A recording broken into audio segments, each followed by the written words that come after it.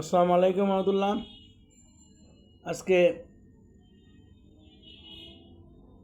বৃহস্পতিবার 11/2/2026 বৃহস্পতিবারে আমাদের কিছু আমল আছে, যেটা আমি প্রতি বৃহস্পতিবার থেকে শুক্রবার পর্যন্ত এটা করলে আমরা তার সান্নিধ্যে থাকব। এবং আমলগুলোর মধ্যে 1 নম্বর হলো যেমন সূরা কাহাফ। এটা শুক্রবারে যদিও জুমার আগে পড়লে এই জুমা থেকে পরবর্তী জুমা পর্যন্ত আল্লাহর সান্নিধ্যে থাকবে এবং ওনার নূর সৃষ্টি করবে, দাজ্জাল হাতে রক্ষা করবে।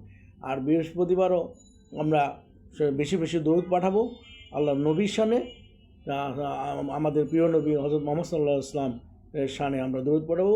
শর্ট দরুদও পাঠাইতে পারি, ব্রড যে যেভাবে পারে সাল্লাল্লাহু আলাইহি ওয়াসাল্লাম, অথবা আমরা যে আমাদের মেন দরুদ আছে ওটাও পড়তে পারি।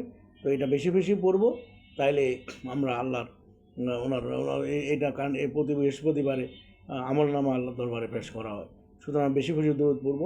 এবং শুক্রবার জুমার নামাজের আগে সকাল সকাল জুমার নামাজ কেন আমরা ইমাম সাহেবের সান্নিধ্যে থাকবো, কাছাকাছি আসবো এবং প্রথমে যদি যাই ওই সোয়াবটা আমরা যাতে আমরা পাই, সেই তৌফিক দান করার জন্য রাব্বুল আলামিনের কাছে আমরা দোয়া প্রার্থী। এবং শুক্রবারে আসরের থেকে মাগরিবের আগ পর্যন্ত এই টাইমটা খুবই গুরুত্বপূর্ণ, যেহেতু শুক্রবার মুসলমানের জন্য একটা ঈদের সময়। সুতরাং এই সময় আমরা সবসময় আল্লাহর কাছে আমাদের বিশেষ দোয়া করব, যেটা আমাদের আকুতি যদি কোনো স্পেশাল দোয়া থাকে ইনশাআল্লাহ আল্লাহ কবুল করবে। এই দোয়াই রাখি ইনশাআল্লাহ।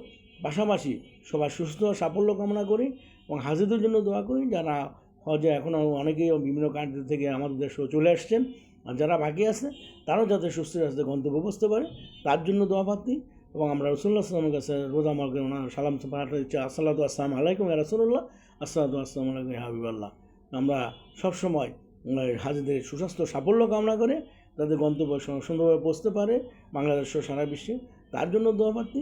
সবাই সুস্থ থাকেন, ভালো থাকুন, এই দোয়া করে শেষ করছি। আসসালামু আলাইকুম রহমতুল্লাহ। ধন্যবাদ।